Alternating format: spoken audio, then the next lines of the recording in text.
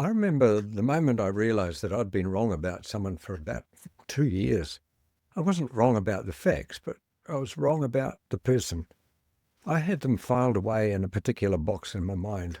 I knew how they operated. I knew what to expect from them, and I managed them accordingly. And then something happened that made me see them completely different. One conversation, it was one moment of honesty from them that I hadn't expected.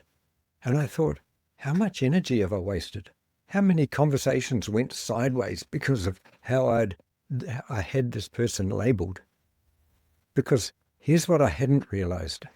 The label wasn't just a description. It was like a pair of glasses that I was wearing every time I walked into the room. And everything I saw through those glasses. That's what labels do. They don't just describe people. They determine how you treat them, about what you hear from them, what you're prepared to let in. And most of the time, you don't even know that you're wearing them. When someone says or does something that lands badly, they might criticize you, ignore you, talk over you, demand something unreasonable. Something happens very fast inside you. Your brain reads it as a threat. And when your brain reads a threat, it does what it's designed to do. It protects you. It puts you behind a castle wall. And one of the ways it protects you is by labeling the other person. They are difficult, or they're unreasonable, or they're a troublemaker, someone who doesn't get it. And once that label's in place, you treat the person as if the label is actually who they really are. You stop being curious about them. You stop hearing what they're actually trying to say, and you manage them at arm's length because that's what labels tell you to do. And the more you do that, the more they push back. And the more they push back, the more the label gets confirmed in your mind. It becomes a loop, and nobody wins inside that loop. So here's a simple thing that I invite managers to do, or even if you're not a manager, you can do this. You can get honest about your list. Who do you find easy and who do you find hard? And the people on the hard side, what words do you actually use to describe them? Not to anyone else necessarily, just inside your own head.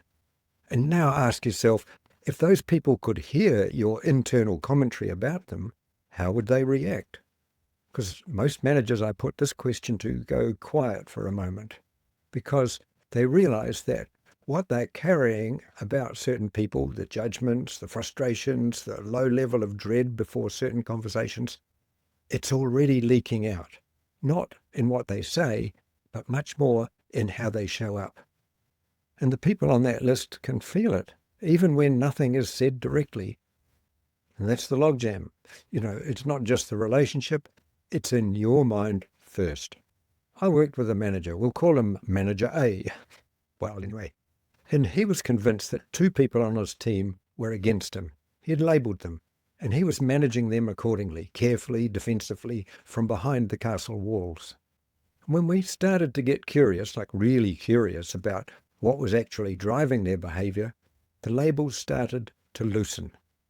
He realised that they weren't against him. They were anxious about their futures, about whether they mattered, about things that had nothing to do with him personally.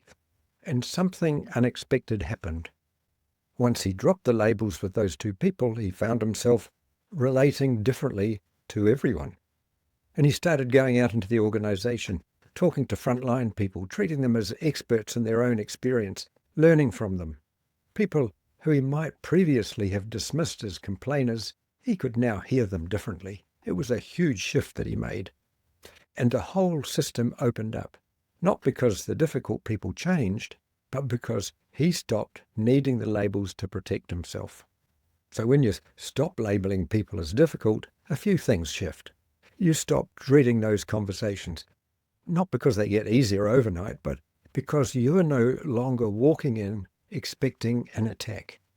And you can hear people, what they're actually asking for, even when they express it badly, or even when they have low emotional intelligence and just blurt things out. You can still hear them when you let go of the labels. And you can still say no. You can still hold a boundary. You can say it from a very different place, not from a defensive position, not behind the walls. You can just be clear and simple with those people when you need to say no. and you become open to solutions that you wouldn't have considered before, ideas from people that you'd written off, perspectives that you'd been too guarded to let in. That's what changes. Not that people stop being challenging, that'll never change, but the logjam in your mind and in your relationships, that starts to move, and you can breathe again. Now, I want to acknowledge something. If you've had a genuinely difficult experience with someone, hearing that you might have had a part to play in making it difficult can be really hard to take. And I'm not asking you to decide right now. I'm just asking that you entertain the idea for a moment. Let it in. Check your list. Look at the labels and ask yourself, what would change in even one of those relationships if I got curious instead of defended? And that's the work for this week. Next week, I want to show you what this actually looks like in practice, because knowing this and doing it are two very different things. And there's a bridge between them that most people never find on their own. Stay with me. I'm John Fazandia. Thanks for watching.